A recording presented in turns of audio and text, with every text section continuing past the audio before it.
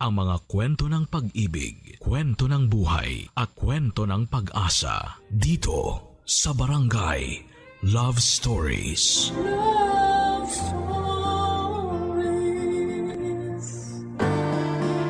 Biyayang magkaroon ng isang tao na handang manatili sa iyong tabi gaano man kalakas ang unos ng buhay na iyong pinagdaraanan. Sila rin ang nandyan sa oras na sumibol ang bagong kinabukasan. Ikaw, kabarangay, meron ka bang kaagapay sa buhay na ito?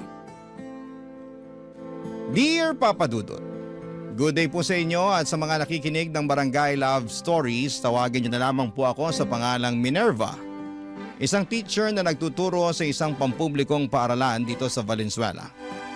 40 anyos na ako ngayong taon at kahit na abala ako sa aking trabaho, ay nakakahanap pa rin ako ng oras para makinig ng inyong programa, Papa Dudut.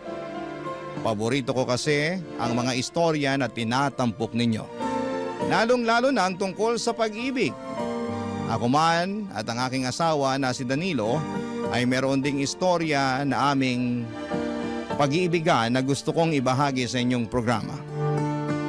Hindi rin kasi yon naging madali. Kaya nga umaasa ako na kapupulutan po ito ng aral, inspirasyon at kilig ng mga kabarangay natin. Magsisimula ang lahat noong kami ay nasa kolehiyo pa lamang.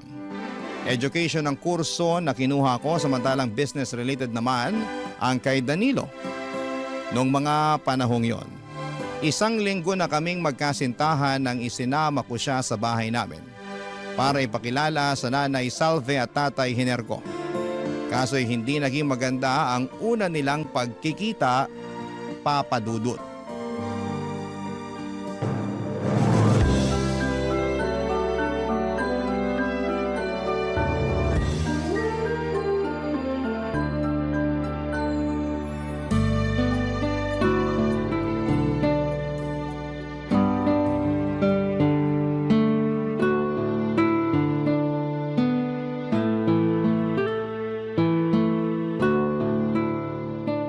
Tama ba ang narinig ko? Nobyo mo na ang lalaking to? Opo, Nay. Tsaka may pangalan po si Danilo. Huwag niyo po siyang tawagin ng ganyan. Tatawagin ko siya sa gusto kong itawag sa kanya. Huwag mo kong diktahan. Di mo naman kami masisisi ng nanay mo kung nagulat kami na may nobyo ka na pala. Wala ka rin kasing nababanggit sa amin, anak. Pasensya na po kayo, Tay. Hindi ko naman po intensyon na itago sa inyo. Hindi lang ako makatsyempo na makapagsabi dahil masyado kayong abala ni Nanay sa pagtitinda. Malamang, kabuhayan natin yun eh. Kung hindi kami magtitinda ng tatay mo, anong ipambibili natin ng pagkain at ipanggagastos dito sa bahay, di ba? Alam ko naman po Alam yun. daw. Kung alam mo, sana matinong lalaki ang pinili mo para maging nobyo. Hindi yung ganyan na mukhang adik sa kanto. Tama ang nanay mo. Sobra naman po kayo, Nay. Nagsasabi lang naman ako ng totoo, no? Hoy, Danilo, sigurado ka ba talagang nag-aaral ka? Sa itsura mo kasi, parang hindi. Nag-aaral po ako. Nay, grabe naman po kayo kay Danilo. Nagtatanong lang ako. Siyempre gusto kong makasigurado na nasa mabuting kamay ka. Na hindi ka sasaktan ng kung sino-sino. Lalo na yung lalaking yan na mukhang hindi gagawa ng matino. Hindi ko po sasaktan si Minerva. Mahal ko po ang anak niyo. Abay dapat lang na mahalin mo ang anak namin. Dahil kung hindi, may kalalagyan ka sa akin. Tay naman, wag niyo naman pong pagsalitaan ng ganyan si Danilo. Wala naman siyang ginagawa sa inyo eh. Wala pa sa ngayon. Pero baka sa susunod meron eh. Buti na yung habang maaga na pagsasabihan na namin siya ng nanay mo. Buti pa, aalis na lang po kami. Ay, teka. Saan kayo pupunta? Kahit saan po kasi mukhang hindi naman welcome dito si Danilo. Tsaka nahihiya na rin po ako sa kanya dahil sa ugali niyo ni tatay. Ayos lang ako, Minerva. Oy, ayos lang naman daw pala sa kanya eh. Narinig mo ba yon, Minerva? Narinig ko. Pero ako, hindi ayos. Dahil harap-harapan yung iniinsulto ang nobyo ko. Pinagmalaki ko pa naman kayo ni tatay sa kanya. Tapos ganyan lang yung ipapakita niyong ugali.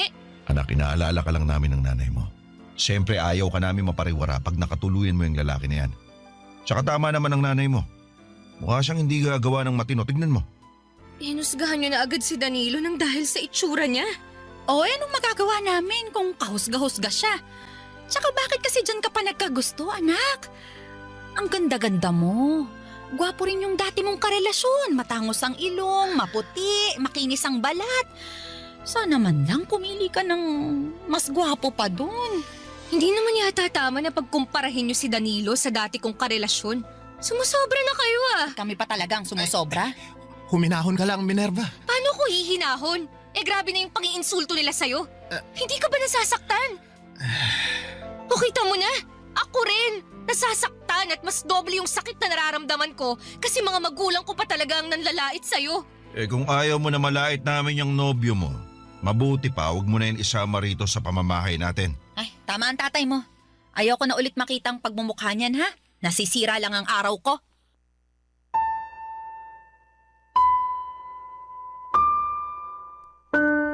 Papa Dudut, hindi si Danilo ang unang nobyo ko. Meron pang isa na nauna sa kanya na nilarawan nga ni nanay na mas nakakalamang daw pagdating sa itsura. Halata rin na mas gusto nila niyon ni tatay kaysa kay Danilo kaya naman nasaktan ako kasi mahal na mahal ko ang kasintahan ko. Sa paningin ko si Danilo ang pinakagwapo at pinakamakisig. Bukod doon ay napakabuti rin ng kalooban niya. Mabait siyang anak sa mga magulang niya at kuya sa kanyang mga kapatid. At yon ang mga katangian na una kong nagustuhan sa kanya. Kaya nga kahit tutol sina nanay at tatay sa aming pagmamahalan, ay pinagpatuloy pa rin namin ang aming relasyon ni Danilo. Kaya lang makaraan ng 2 linggo ay merong malungkot na nangyari sa pamilya ng nobyo ko. At yon ay ang pagkamatay ng kanyang tatay, Papa Dudut.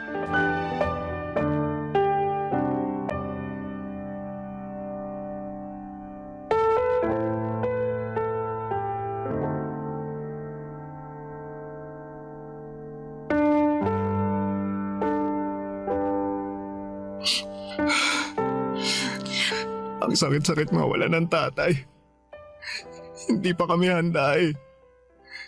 Masyadong biglaan yung nangyari. Hindi nga ako nakapagpaalam sa kanya bago siya nawala. Sobrang sakit. Para ako mamamatay. Iiyak mo lang, Danilo. Andito lang ako para damayan ka. Maraming salamat, Minerva. Kung wala ka, baka hindi ko kayanin. Huwag mong sabihin yan. Marami ka ng kinaya nung wala pa man ako sa buhay mo, di ba? Oo, pero iba naman ngayon. Lalo nangyari pa to sa pamilya namin, kaya mas kailangan kita. Sa totoo lang, di ko na alam kung paano na kami pagkatapos mailibing si tatay. Anong ibig mong sabihin? Siya lang kasi yung nagtatrabaho sa amin, kaya sigurado mahihirapan kaming makapagpatuloy nito. Tapos sakitin din si nanay at maliliit pa ang mga kapatid ko, kaya walang pwedeng ibang asahan na magtrabaho kundi ako. Ibig mong sabihin, mag-working student ka?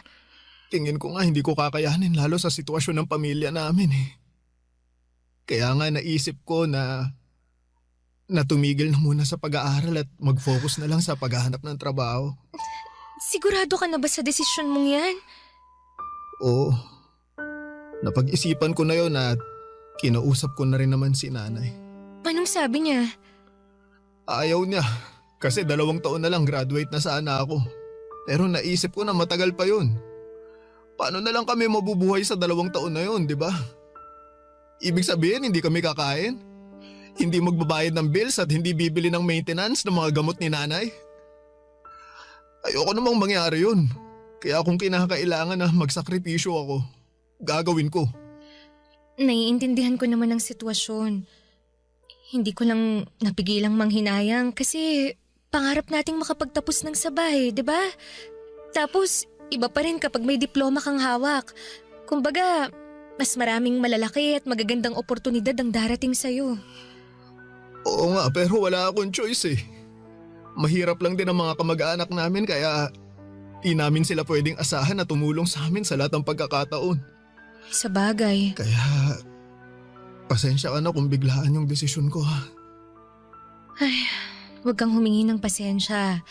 Lalo't hindi mo naman kontrolado ang sitwasyon. Kaya nga nakakalungkot lang kasi bakit ngayon pa talaga nangyari to kung kailan malapit ko na sanang matupad yung pangarap sa akin ni tatay na makapagtapos ako. Naniniwala ako na hindi rin naman ginusto ng tatay mo yung nangyari. At proud siya sa'yo, ano man ang maging desisyon mo sa buhay. Ganon din ako, Danilo. Proud na proud ako sa'yo. At tulad nga ng sinabi ko kanina nandito lang ako para suportahan ka. Hindi lang ngayon na may pinagdaraan ng mabigat ang pamilya nyo, kundi araw-araw, palagi lang akong nasa tabi mo. Salamat, Minerva. Malaking bagay na nandyan ka. Mas kaya ko kasi nandyan ka. Oo naman, kasama mo ko. Kakayanin natin to. Papadudot, dahil sa ang tatay lamang ni Danilo ang nagtatrabaho sa kanila ay masasabi ko na napilay talaga ang kanilang pamilya. Kaya naman napilitan siyang huminto sa pag-aaral at pinagtuunan na lamang ng pansin ang paghahanap ng trabaho. At bilang nobya niya ay sinuportahan ko siya sa bagay na yon kahit na nga noong umpisa ay nang hinayang pa ako para sa pag-aaral niya. Hindi nagtagal, Papadudot, ay nakapasok bilang helper si Danilo sa isang pabrika sa lugar namin. Pero 6 na buwan lamang siya doon nang magdesisyon siyang subukang mag-apply sa call center. Ako ang kasama niya sa kanyang mga interview at pangunahing taga-suporta niya. At sa awa ng Panginoon, nakapasa siya at natanggap bilang isang agent. Papadudot, proud ako kay Danilo sa ipinakita niyang determinasyon at hindi pagsuko sa buhay. Barangay Love Stories. Barangay Love Stories. Papadudot, kahit na nagtatrabaho na si Danilo noon at mas naging abala na nga sa bagong mundo na pinasok niya, ay hindi pa rin niya napapabayaan ang aming relasyon. Marami kasing magkasintahan noon na naghihiwalay lalo na kapag hindi balanse ng tama ang kanilang mga ginagawa. Pero ibahin ninyo si Danilo, Papadudot, dahil sinabi niya sa akin na kasama ako at ang relasyon namin sa priority niya. Sa katunayan, tuwing day off niya ay pumupunta siya sa bahay para samahan akong mag-aral at gumawa ng mga projects para sa aming klase. Kahit na ayaw na sana siyang papuntahin doon ni nanay at tatay, sa uli wala naman silang nagawa. Malaki ang pasasalamat ko sa suporta na binibigay niya sa akin. Minomotivate rin niya ako na tapusin ang aking pag-aaral. Dahil pangarap namin yon ng mga magulang ko. Kaya nga mas lalong lumalim ang pagmamahal ko para sa aking nobyo, Papadudot.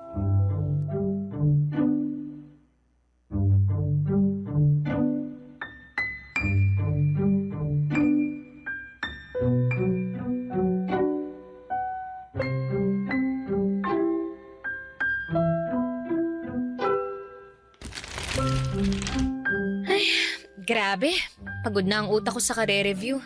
Pwede bang kumain muna tayo? May biko sa ref, luto ni nanay. Gusto mo ba? O sige, sakto. Gutom na rin ako. Kuha ako, sandali lang tubig. Gusto mo rin? Oo, salamat. Walang anuman. Wait mo ako dyan Sigurado akong magugustuhan mo tong biko ni nanay. Specialty niya to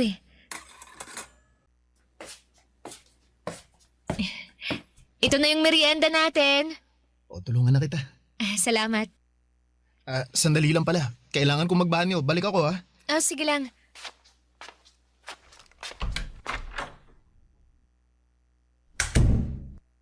Oh, dahan-dahan, Hiner, ha? Baka matalisod ka niyan Ewan ko na lang sa'yo. Dadahan-dahan naman ako Masakit lang talaga tong tagiliran ko. Nay, tay, andyan na po pala kayo. Tulungan mo nga kami rito ng tatay mo. Kanina ko pa inaakay, nabibigatan na ako. Sige po. Tay, kapit kayo sa akin, ha? Salamat, anak.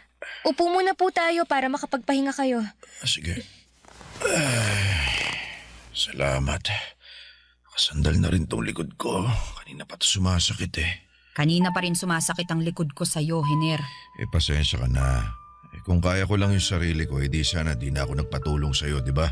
Huwag na po kayong mag-away. Hindi kami nag-aaway, anak. Oh, nandito na po pala kayo, Nay, Tay. Anong ginagawa ng lalaking to dito? Nay, pinapunta ko po rito si Danilo para tulungan akong mag-review. Bakit? Hindi ka ba marunong mag-review mag-isa? Bakit kailangan mo pang tulong niya?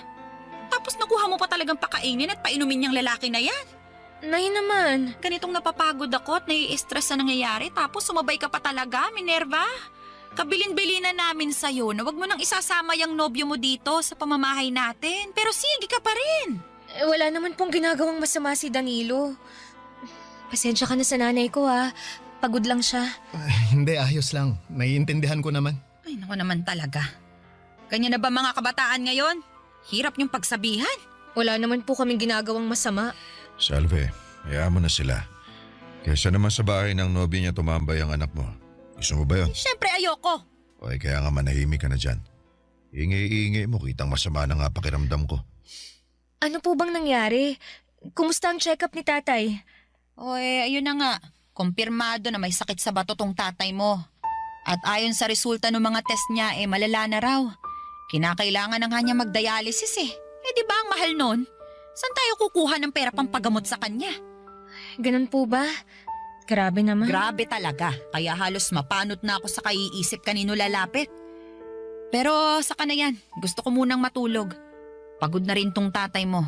Doon na muna kami sa kwarto. Buti pa, tulungan mo na lang ako para maalalayan ng tatay mo. Sige po, Nay. Tay, tulungan ko na po kayo. Teka, hindi pa nga nag-iinit puwet ka sa pagkakaupo, tatayo na naman tayo. Huwag ka nang magreklamo dyan. Mas maigi nang nandun tayo sa higaan. Sige na nga, para makahiga na rin ako.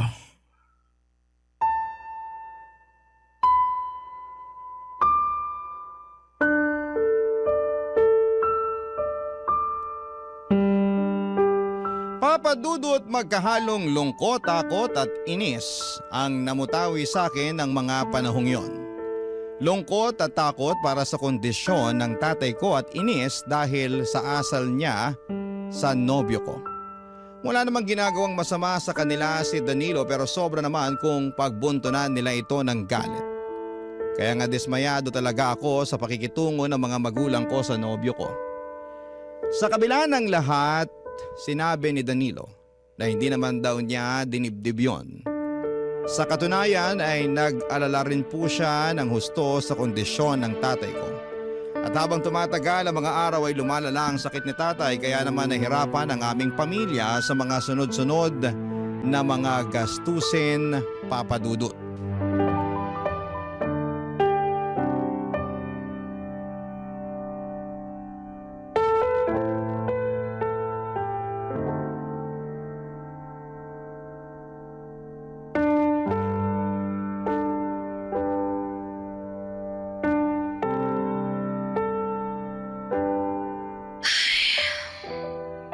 Oh, kanino ko pa napapansin na panay ang buntong hininga mo ah. Sorry Hindi ko lang mapigilan eh. Nalulungkot kasi ako kaya hindi tuloy tayo makapag-concentrate sa pagre-review natin. Ay, okay lang naman. Pwede tayong huminto sandali para pag-usapan kung bakit ka malungkot. May problema ba, Minerva? Meron. Malaki. At tungkol yun kay tatay. Oh, may nangyari ba sa tatay mo? Sabihin mo sa akin. Habang tumatagal, lalong lumalala yung sakit niya eh. Tapos nitong mga nakaraang araw labas-pasok na siya sa ospital para magpa-dialysis at magpa-check up. Bukod kasi sa sakit niya sa bato, may iba pa siyang sakit na iniinda. Kaya halos masaid na yung pera namin sa gastos pagpapagamot sa kanya.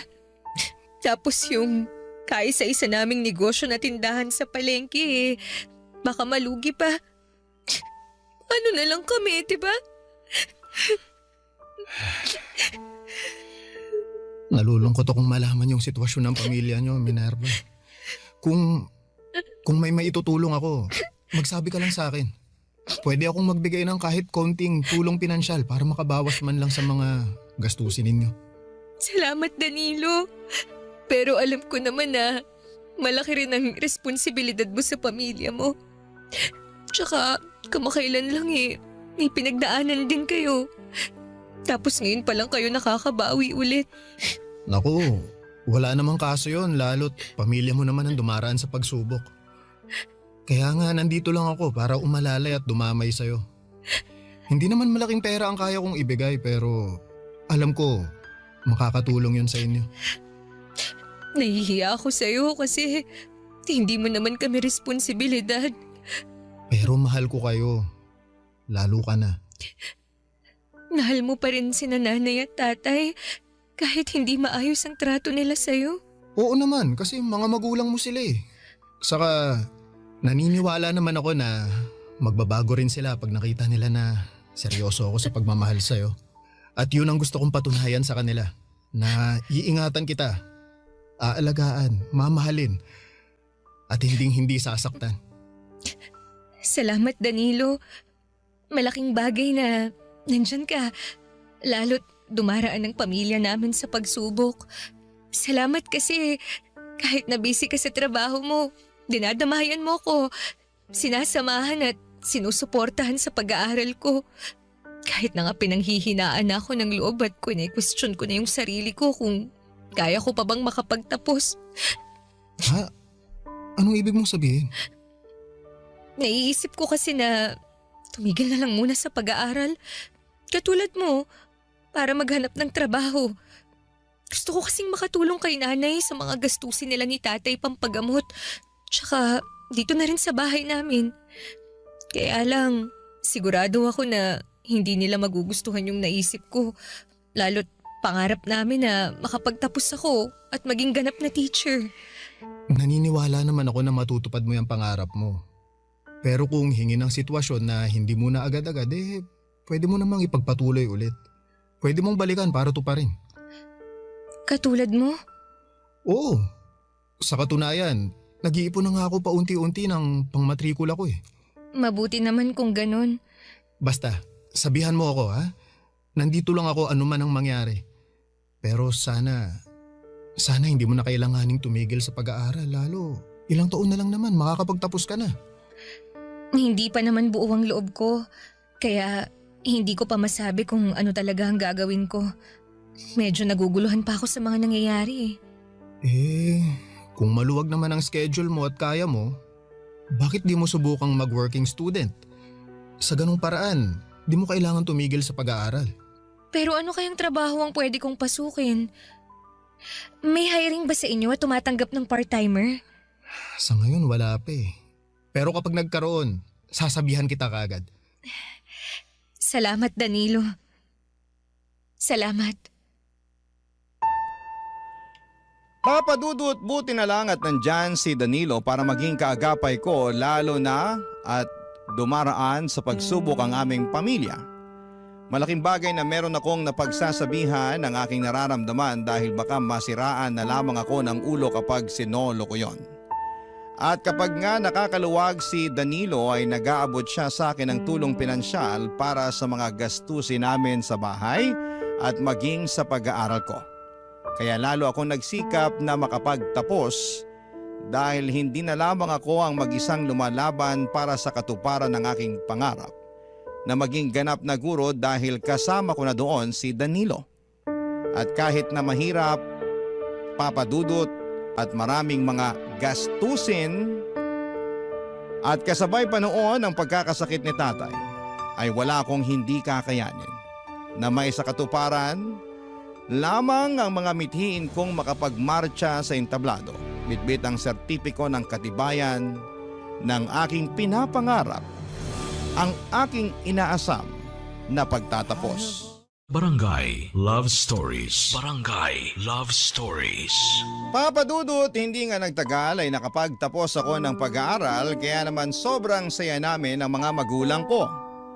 Masayang masaya din po si Danilo at bagaman at hindi siya personal na nakadalo sa seremonya dahil limitado lamang ang mga bisita na pwedeng isama ay in-invite ko na lamang siya sa bahay namin para sa munting salo-salo.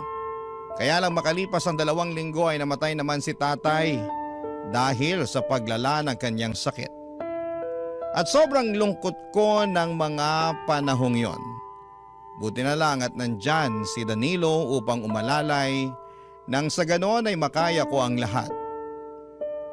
Pero may mga pagkakataon pa rin na nalulugmok ako lalo na nung matapos ang libing ni tatay Papa Dudut at madalas ko yung maramdaman sa bahay namin.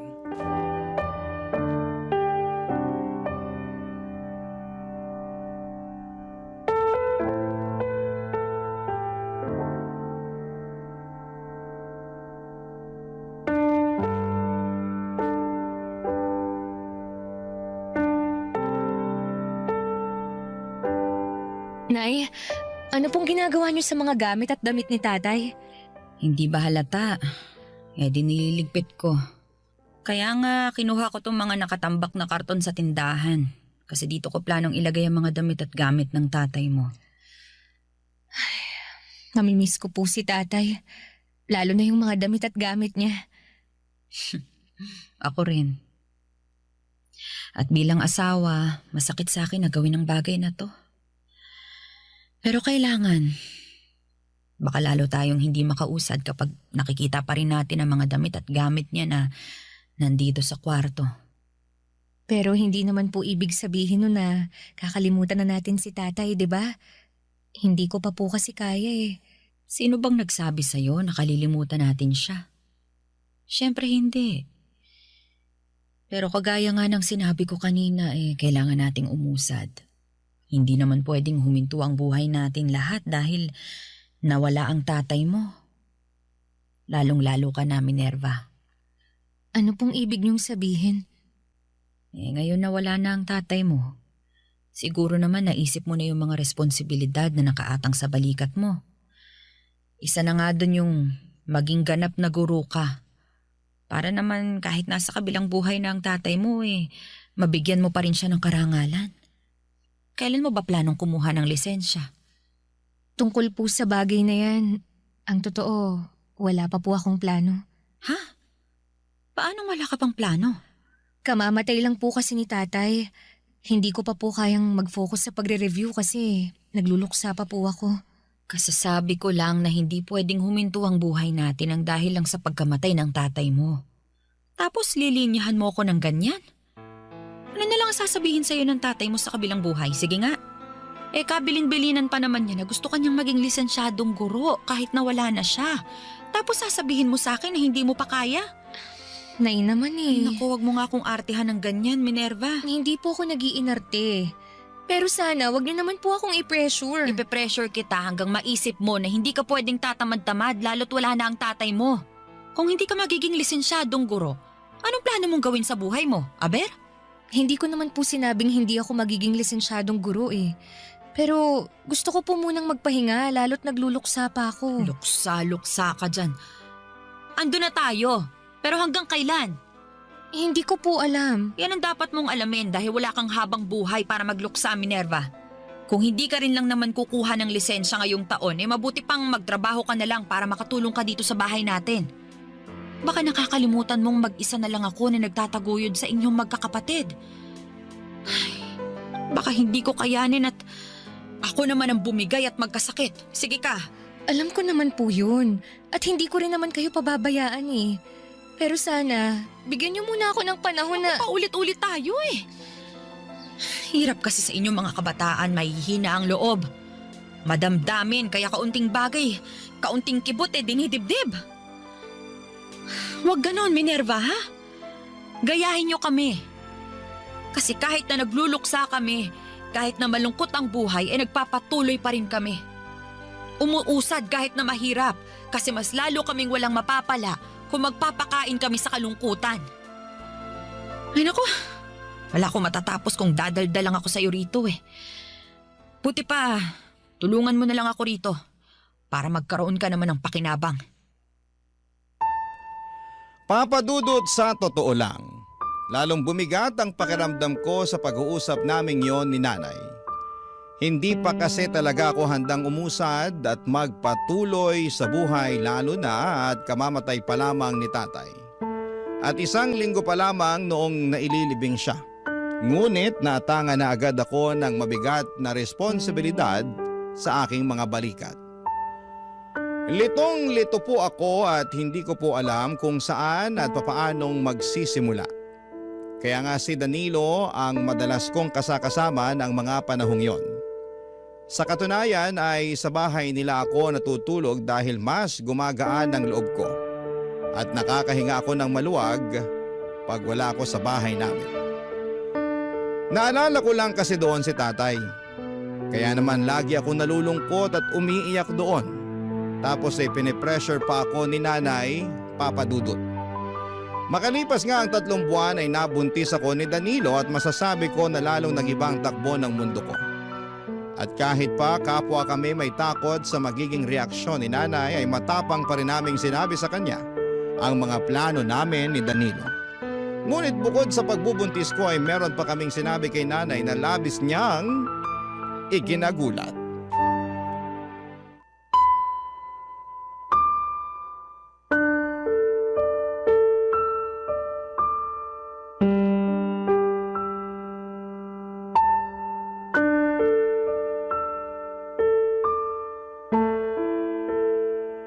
Anong sinabi nyo? Kasal? Kayo magpapakasal? Opo, Nay. At bakit? Buntis na po kasi ako. Kaya gusto na po namin magpakasal ni Danilo. Ano ka mo? Buntis ka? Opo. Ay, anak ka naman talaga ng teteng. Bakit ka nagpabuntis sa lalaking yan? Mahal ko po si Danilo. At mahal ko rin po ang magiging anak namin. Mahal ko rin po si Minerva kaya naman pananagutan ko po siya. Ay, wala akong pakialam sa pagmamahalan nyo. Pero walang magpapakasal sa inyo. Bakit naman po? Nagtanong ka pa talaga? Akala mo yata laro-laro lang ang kasal eh. Hoy, para sa kaalaman mo, kapag kinasal ka na sa lalaking yan, eh habang buhay ka nang nakatali sa kanya. Alam ko po yun. At handa naman po akong matali kay Danilo. Hindi mo talaga alam ang sinasabi mo, ano? O sige, sasabihin ko sa'yo para maintindihan mo. Makinig kang mabuti, ha? Kamamatay pa lang ng tatay mo. Kagagraduate mo lang din tapos nagpabuntis ka na agad at sa Danilo pa na yan. Hindi ka pa nga nagiging lisensyadong guro tapos gusto mo lang pala maging nanay. Eh sana hindi ka na lang namin pinag-aaral ng tatay mo. Sana hindi ka na lang namin ginastosan kung wala rin pala kaming mapapalang tulong sa'yo pagdating ng araw. Ano po bang klaseng tulong ang gusto niyong gawin ko? Eh hindi naman ako naging rebeldeng anak sa inyo ni tatay ah. Tsaka hindi naman po porke magpapakasal na kami ni Danilo, eh kalilimutan ko na ang responsibilidad ko sa pamilya natin. Lalo na yung pangarap ko na maging lisensyadong guro. Tutuparin ko pa rin naman po yun kapag nakapanganak na ako. Akala mo ganun kadali ang sinasabi mo? Pwes hindi, Minerva. Dahil sa oras na maging nanay ka na, sa anak mo na iikot ang buhay mo. Kagaya ko. Wala na akong panahon sa sarili ko dahil nakatuon lang ang isip ko sa kung paano namin kayo bubuhayin ng tatay nyo. Pero hindi po ba ganun naman ang mga magulang? Kung hindi pa po pala kayo handa sa responsibilidad ng pagkakaroon ng anak, eh di sana hindi na lang kayo nag-anak. Ba't talaga namang sumasagot ka pa talaga, ha? Nagsasabi lang po ako ng totoo. Nay, alam ko po na masama ang loob niyo sa amin ni Minerva dahil sa nangyari. Pero pinapangako ko po na hindi ko pababayaan ang anak niyo at ang magiging anak namin. At kapag kaya na namin babawi kami sa inyo. Saka tama po si Minerva. Hindi namin kalilimutan yung responsibilidad namin sa kanya-kanya naming pamilya kahit na may mga anak na kami. Magsisikap po kami, lalo na ako, para matupad po ang bagay na yun. Magsisikap daw baka naman puro lang kayo salita. Tapos kamukat-mukat makakalimutan nyo na yung sinabi nyo. Ay naku, talaga naman. Hindi po mangyayari yun dahil may isang salita po ako. Mahal ko po si Minerva at mahal ko rin ang pamilya niya kaya naman kasama kayo sa plano ko. Ay, ewan ko sa inyo. Hindi ko naman hinihingi na buhayin nyo ko, ganito, ganyan. Ang gusto ko lang, tulungan nyo ko. Lalo ka na, Minerva.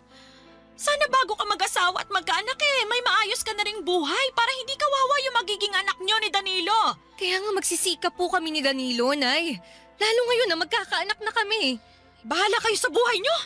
Magpakasal kayo kung gusto nyo, wala na akong pakialam. Basta wag na wag kang lalapit sa akin, Minerva, ha? Habang umiiyak at magsasabi na nagsisisi ka na nag-asawa ka ng maaga at nagkaanak dahil sa hirap ng buhay.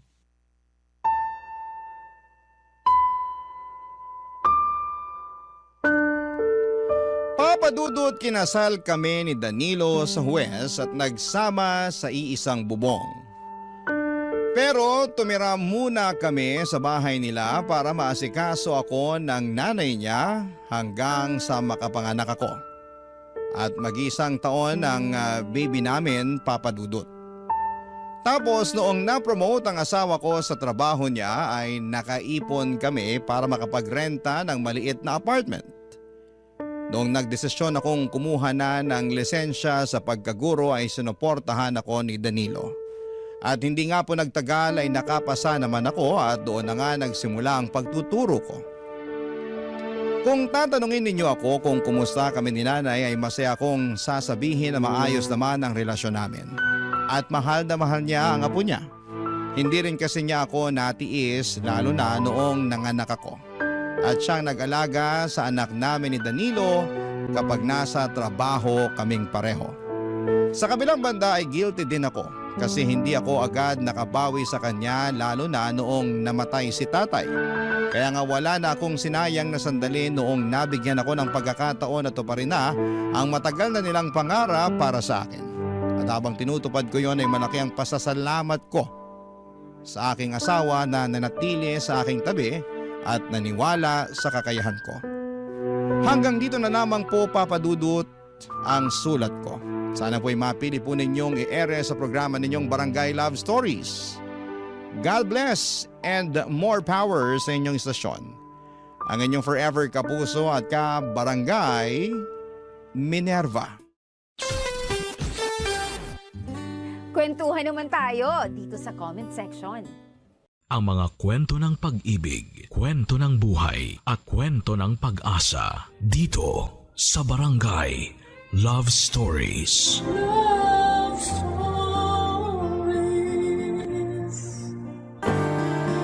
Hanggang kailan ka nga ba magiging pangalawa sa taong lagi mong inuuna? Hanggang kailan ka papayag na maging isang taong tinatakbuhan lang? Kapag may kailangan siya pero sa dulo ng araw, iba ang kasama niya kapag masaya na siya. Dear Papa Dudut, itago niyo na lamang po ako sa pangalang Essie. Sumulat ako sa inyo ngayon para ikwento sana sa inyo ang naging maiksing forever namin ng aking ex-boyfriend na si Jay. Tulad ng mga kakasimulang relasyon, napupuno kami noon ng pagmamahalan at halos ayaw naming malayo sa isa't isa. Updated sa ginagawa ng bawat isa kahit nga magkasama na kami sa trabaho, ay nagtitext pa rin kami at nagkukumustahan kung kaya pa ba ang workload na meron kami sa araw na yon. Ganon kami. Facebook official na kami at syempre ang pinaka-importante sa lahat ay official kami sa pamilya ng bawat isa. Akala ko nga ay talagang forever na ito eh. Akala ko. Kasi maayos naman kaming dalawa, walang naging problema pagdating sa oras dahil marami kami noon para sa isa't isa. Lalo na ako. Handa kong ibigay sa kanya ang lahat ng oras ko. Walang naging problema sa pamilya namin kasi boto sila sa amin. Actually ay sila pa nga itong nagpaplano na para sa future wedding namin. Nakakatawa na nakaka-pressure. Wala rin naging problema na sobrang bigat o walang naging challenges sa relasyon namin na hindi namin nalagpasan dahil sinisiguro ko na hindi kami aabot sa punto na matatalo kami ng mga pagsubok na yon. Bago pa man lumala ang inuupahan na naming pareho ang problema o inuupuan na namin ang mga problema at pinag-uusapang dalawa. Sobrang perfect na nga eh. Inabot na nga kami ng 2 taon sa relasyon pero sobrang gulatan na lang talaga. Noong 2nd year anniversary namin ay may bomba siyang pasabog na mas nakakasorpresa pa kesa sa ginawa kong surprise anniversary date para sa aming dalawa, Papa Dudut.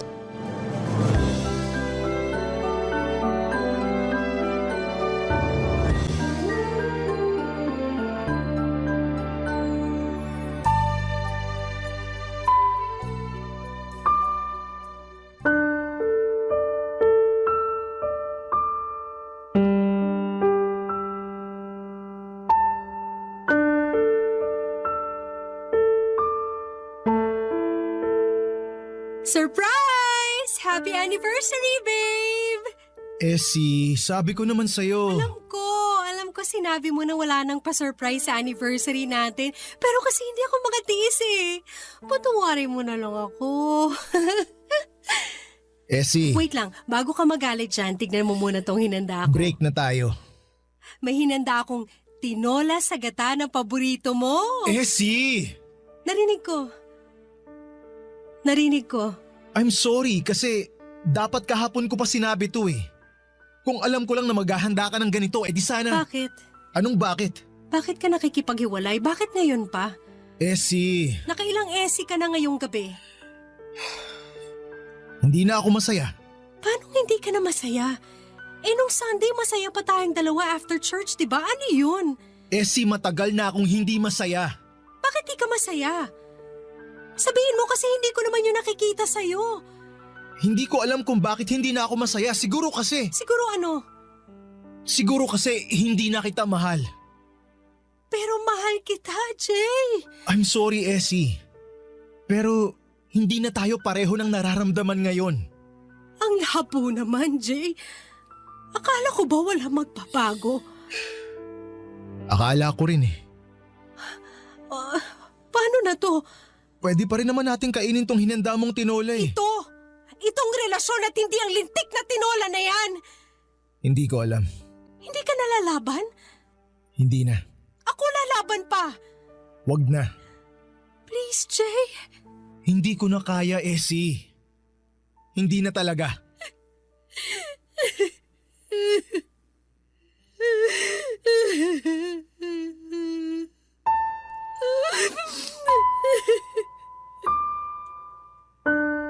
Papadudod ako ang nasurpresa noong gabi ng anniversary namin ni Jay. Iyak ako ng iyak na hindi niya ako mapatahan pa. Umalis siya nang hindi nagpapaalam dahil hindi na rin niya alam ang gagawin at makalipas nga ang ilang oras ay tumawag ito para humingi ng sorry sa mga nangyari. Akala ko noon ay makikipagbalikan na ito kasi natauhan na pero hindi, papadudot.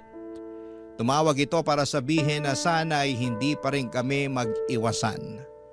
Na sana sa opisina lalo ay makakapag-usap pa rin kami tulad ng dati dahil hindi naman pwedeng mag-isa sa amin na i-give up ang trabaho dahil lang nagkahiwalay kaming dalawa.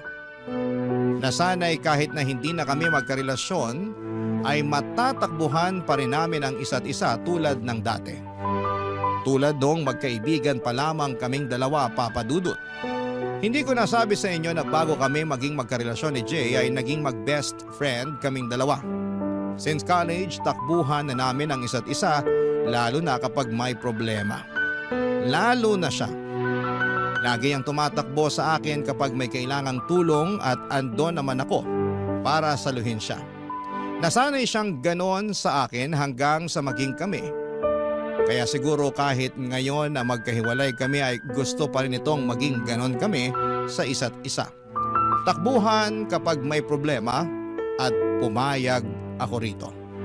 Pumayag akong bumalik kami sa pagiging mag-best friend kung ito ang paraan para hindi siya mawala sa akin dahil aaminin ko na hindi pa ako handa na mawala siya. Baka sa ganitong paraan ay bumalik yung nawala niyang feelings. Baka makita niya ang halaga ko. Kaya pumayag ako. Naging best friend niya ulit ako, papadudot.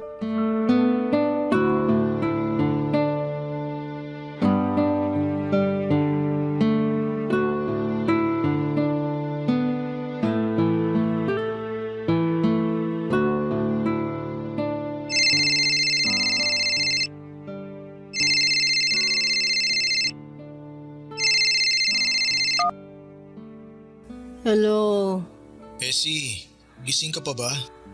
nagising na. Ay naku, sorry talaga Essie kasi... Ano ba yun? Alas 3:30 na ng umaga, oh. Hindi ko kasi matapos tong report na pinapagawa ni boss eh. Di ba para mamaya na yan? Ano nangyari? Kanina ko lang kasi to sinimulan. Akala ko madaling gawin pero hindi naman pala. Anong gusto mong gawin ko? Tulungan mo naman ako, please. Hindi kita kayang tulungan kung over the phone lang, Jay. Eh di, pumunta ka rito. Sige na, Essie, please. Please, Essie, please. Ano ba naman, Jay? Mag-alas 4 na eh. Please naman, Essie, oh.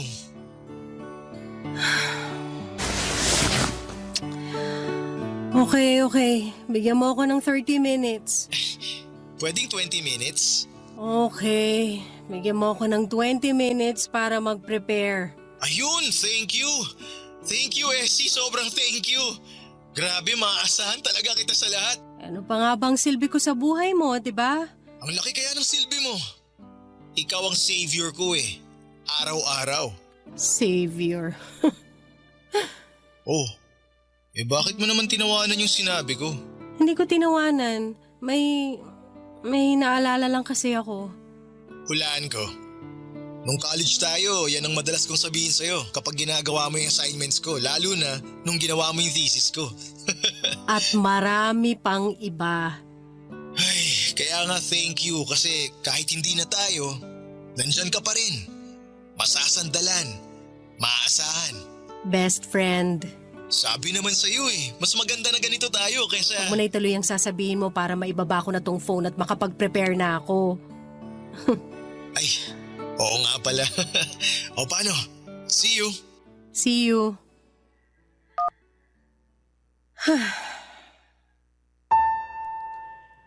Best friend, yan na lamang ako muli sa buhay niya.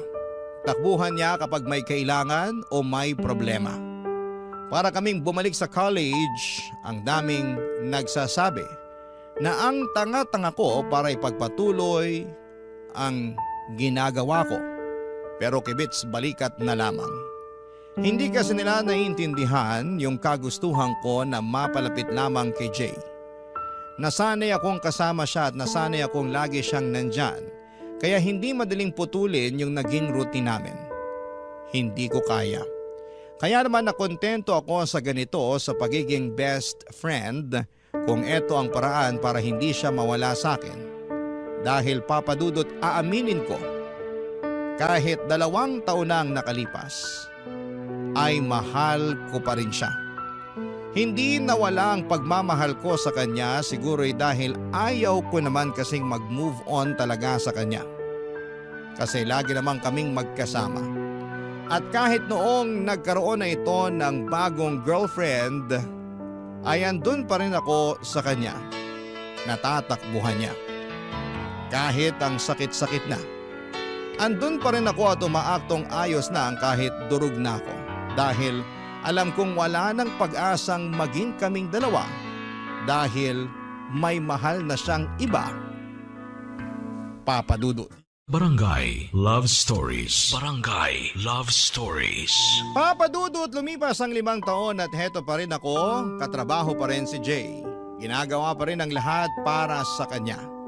Nagigising ng sobrang aga kahit sobrang dilim pa para lamang tulungan siya sa trabaho niya na hindi niya maintindihan o hindi niya magawa. Lumipas nga ang 5 taon at heto, nakakasama pa rin niya ako sa inuman kapag masama ang loob niya sa trabaho o kaya ay sa karelasyon niya. Lumipas nga ang 5 taon at heto, mahal ko pa rin siya. Wala pong nagbago. Mahal na mahal ko pa rin siya.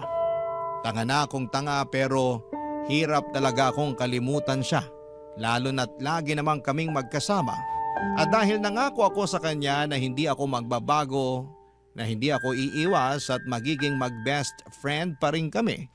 Kahit nga noong time na sinabi nito sa akin na engaged na sila ng kanyang girlfriend. Hindi pa rin ako umalis. Nangako pa rin ako na matatakbuhan niya anumang oras niya ako kailangan, Papa Dudut.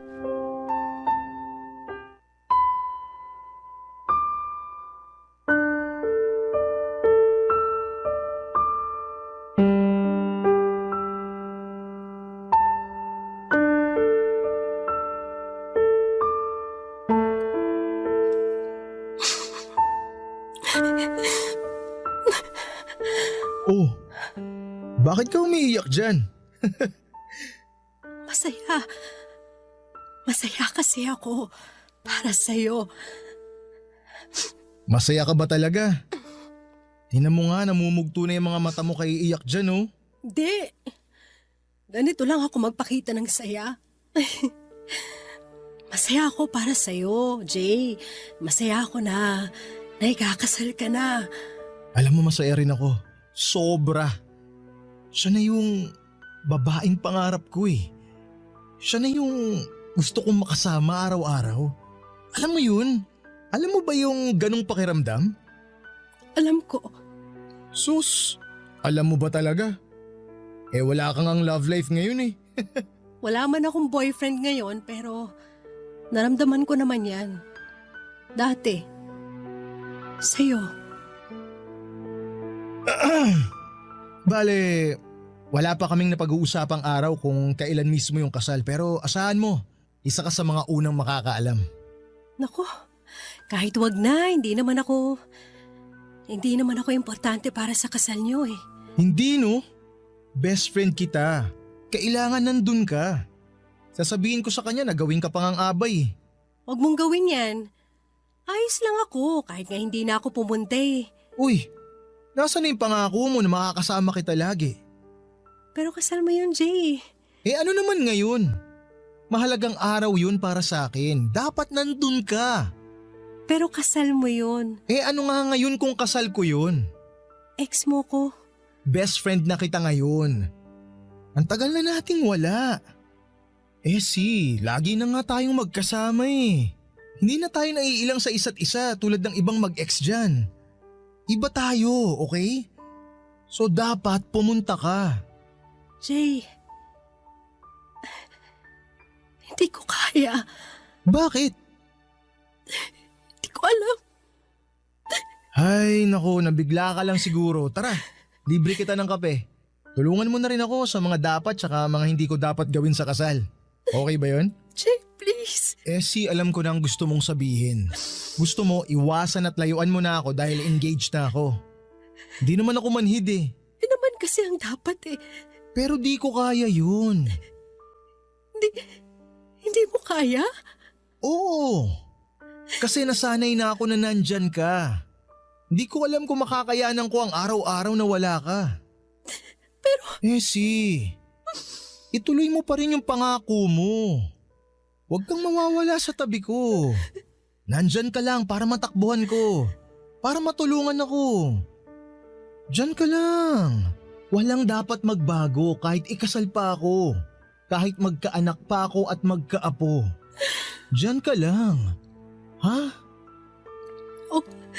Okay.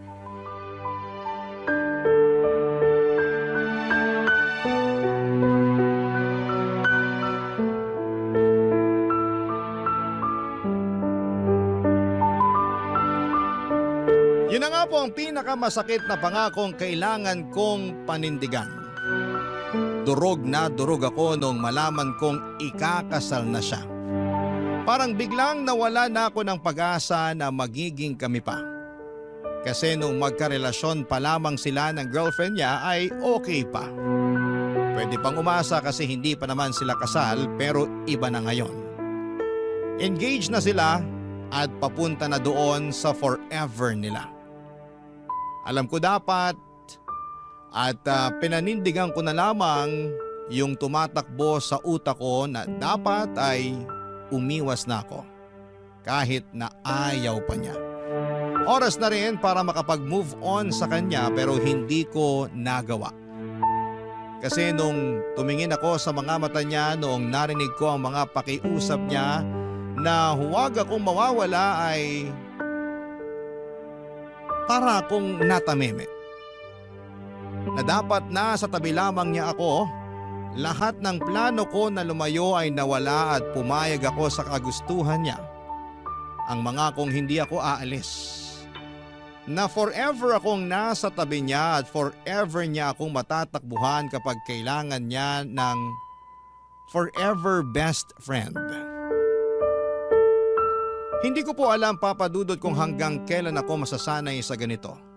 Hindi ko alam kung makaka-move on na ba ako sa kanya at matatanggap na ang katotohanan na mag-best friend na lamang kaming dalawa.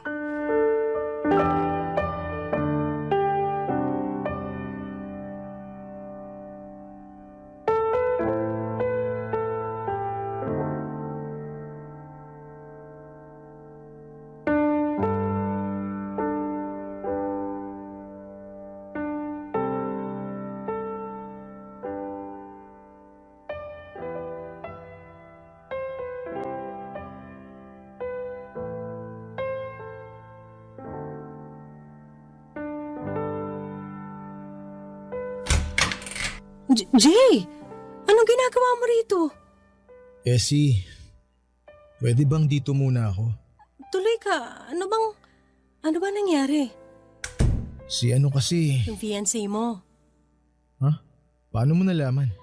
Kapag ganyan na itsura mo, alam ko nag-away na naman kayo eh. Hindi ko siya maintindihan eh. Ang labo niya. Ang babae kasi, kahit anong gawin mo, hindi mo maiintindihan. Mahalin mo na lang.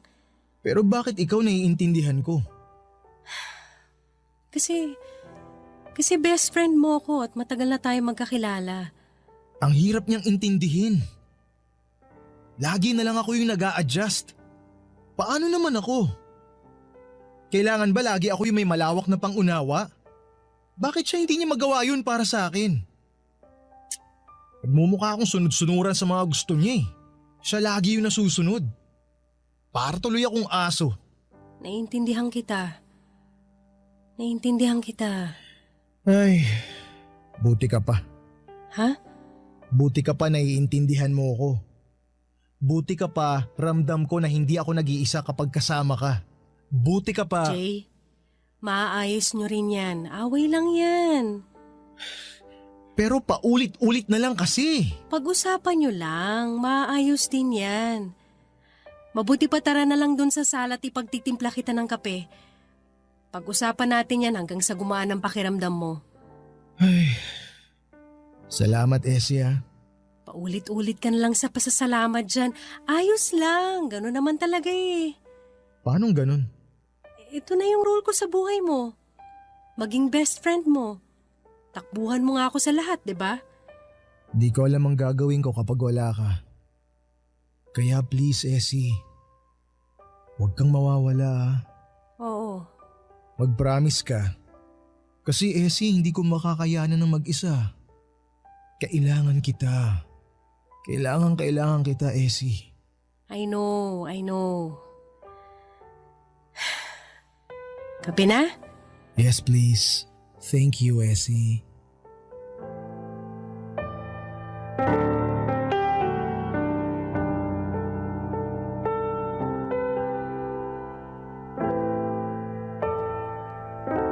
Dapat maging masaya ako kapag sinabi niya na kailangan niya ako. Dati masaya ako noon kapag sinasabi niya yon. Kapag nagpapasalamat siya at sinasabi niya na masaya siya na nandun ako lagi para sa kanya. Na walang ibang babaeng kayang gumawa noon kahit pa nga ang GF niya. Hindi kayang gawin ang ginagawa ko. Pero ngayon, kapag naririnig ko ang pasasalamat niya sa akin, kapag napapakinggan ko na sinasabi niya na kailangan niya ako, na hindi niya kayang mawala ako ay parang nadudurog ako ng paunti-unti. Kasi alam ko na hanggang doon na lamang yon. Hanggang takbuhan lamang ako kapag may kailangan at problema siya. Hanggang doon lamang ako. Hanggang best friend lamang niya ako. Ikakasal na siya, mahal na mahal niya ang babaeng pakakasalan niya at alam ko, kahit ako pa ang takbuhan niya sa lahat ay hindi ako ang babaeng ihaharap niya sa altar. Ang hirap naman ng ganito, Papa Dudut. Sarili kong kwento, sarili kong love story. Pero hindi ako yung leading lady. Sa sarili kong love story ay best friend lamang ang role ko sa buhay ng lalaking pinakamamahal ko. Habang pinagmamasdan ko ang leading man ko na masaya sa pinili niyang leading lady.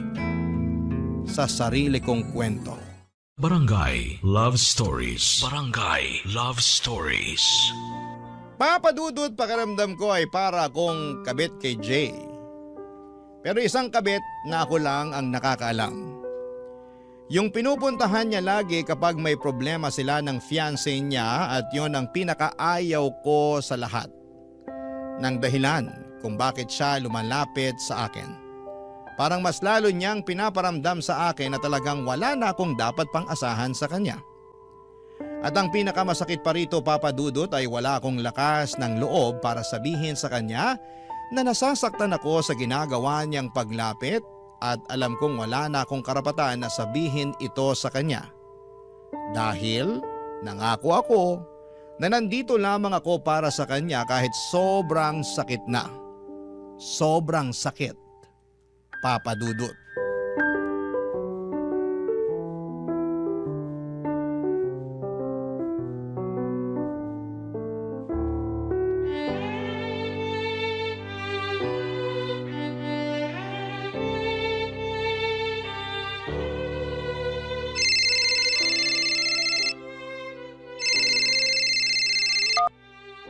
Hello?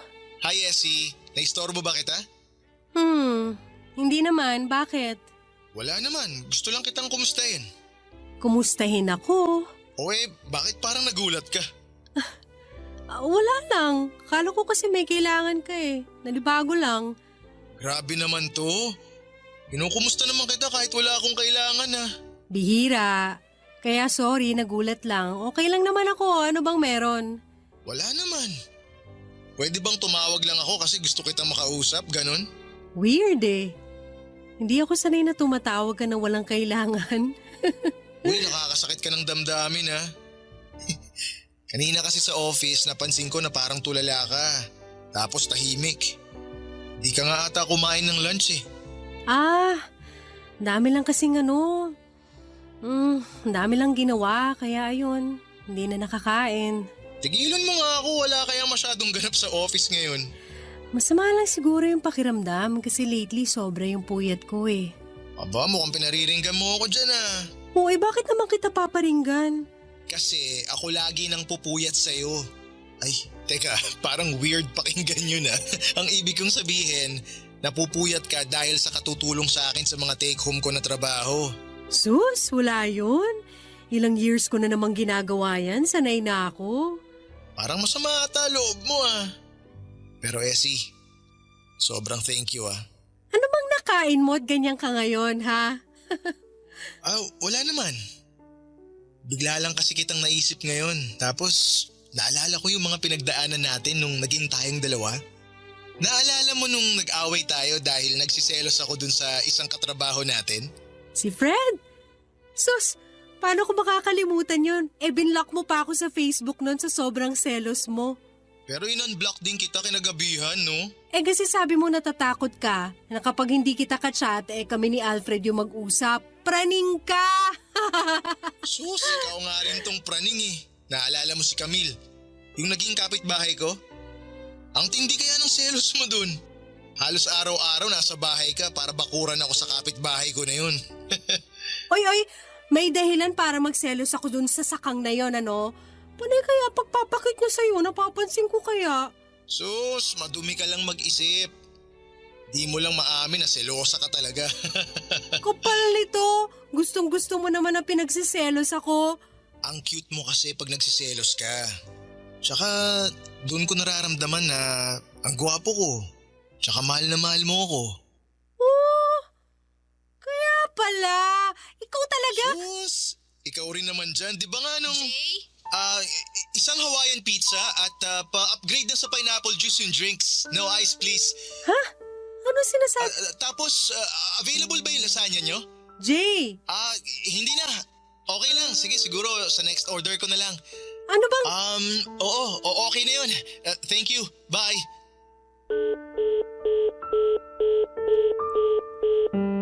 Hindi ko alam kung ano yung naging usapan namin yon ni Jay.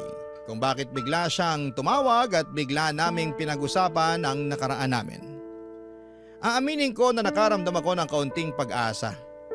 Baka kapag nagtuloy-tuloy ay baka maisip niyang mahal niya pa rin ako. Tuwang-tuwa ako noon habang pinag-uusapan ang nakaraan namin pero nung biglang dumating ang fiancé niya ay bigla siyang nagpanggap na tumatawag sa isang fast food para magpa-deliver ng pagkain at walang sabi-sabing pinatayan ako ng tawag noong papalapit na ang fiancé niya sa kanya. Sobrang mixed signal yon para sa akin.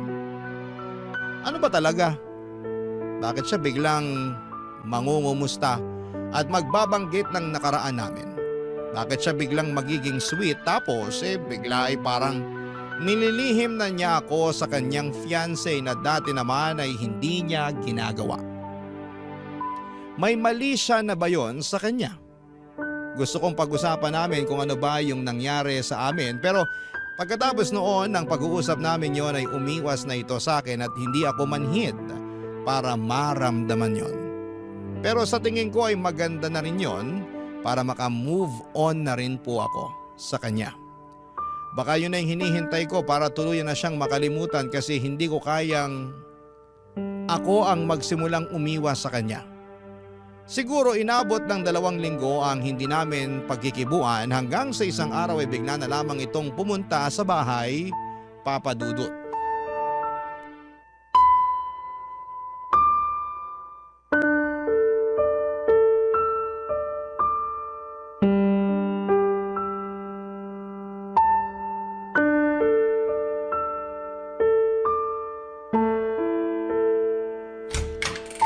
Jay, anong ginagawa mo rito? Bakit lagi kayong magkasama ni Pete? Pete? From marketing? Bakit? May ibang Pete ka pa bang nakakasama, ha? Wala. Teka, bakit parang galit ka? Hindi ako galit. Hindi. Nagtatanong lang ako kasi lagi kayong magkasama eh. Bakit masama ba? Oo. Kasi wala namang koneksyon ng department natin sa kanila. So hindi ko magets kung bakit lagi siyang umaali-aligid sa cubicle mo kapag break. O kaya kapag meron siyang chance. Bakit? Wala ba siyang ibang cubicle na pwedeng puntahan? May tinatanong lang yung tao. Ano yun araw-araw? Oras-oras may tinatanong? Si lalaki ako. Alam ko yan. Anong alam mo? Na meron siyang intensyong iba sa'yo. Ano naman ngayon? Pareho naman kaming single, wala namang magagalit. Ako yung magagalit, bakit? Bakit ka magagalit? Sino ka ba para kagalitan kung sino man ang lumapit sa akin? Best friend mo ko. Aking ka lang. Best friend ka lang. Yun lang. Ganon din ako sa'yo, best friend mo lang ako. Nangako ka na pwede kitang matakbuhan kahit na anong oras.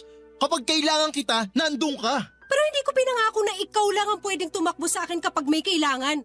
So ganun na lang yon. 2 kaming pwedeng lumapit sa'yo. 2 na kami, ganun. Wala na sa akin ang focus mo. Bakit kailangan mag-focus ako sa'yo? Sino ka ba? Best friend mo nga. Paulit-ulit naman tayo eh. Oo! Uulit-ulitin ko yan hanggang maintindihan mo na best friend ka lang at best friend lang ako at sana alam nating pareho ang limitasyon na yon. Yung Pete ang bigyan mo ng limitasyon dahil mas nauna ako sa'yo. Nauna ka pero tapos ka na, tandaan mo yan. Wala kang karapatan para pagbawalan ako na lumapit o lapitan ng mga tao kasi hindi mo ko pag-aari. Pero nangako ka. Nangako ka rin naman dati, di ba? Walang iwanan. Tayo lang forever. Asa na yon? Bakit? Ikaw lang ba may karapatang bumali ng pangako? Hindi mo naiintindihan yung punto ko eh. Ikaw ang hindi makaintindi sa sitwasyon natin at sa limitasyon natin, Jay, hindi ako. Limitasyon? Walang limitasyon sa atin. Dati siguro oo nung baliw na baliw ako sa'yo pero ngayon, bibigyan ko na ng limitasyon ng sarili ko sa'yo. Bakit? Dahil ba kay Pete? Dahil nakahanap ka na ng ibang matutulungan mo? Ng ibang mamahalin? Ha? Ganun na lang yon? Hindi dahil kay Pete. Dahil sa akin. Pagod na ako. Jay, pagod na ako. Pagod na ako na lagi mo nalang nilalapitan kapag may kailangan ka. Pero anong kapalit nun? Pag-atras ko sa pag-move on. Pagod na ako na maging okay na best friend mo na lang kasi hindi talaga siya okay. Masakit ng sobra. Ilang taon na kaya please lang. Hayaan mo naman ako maging masaya ulit. Hayaan mo na lang na makalimutan kita at magpapasalamat ako kung hayaan mo akong gawin yun, Jay, kasi mahal pa rin kita pero Please, tama na. Tama na. Essie! Umalis ka na. Please, umalis ka na. Essie naman, pag-usapan muna natin to. Sandali! Teka! Essie! Essie, ano ba? Essie, buksan mo tong pinto. Kinakausap ko kita eh.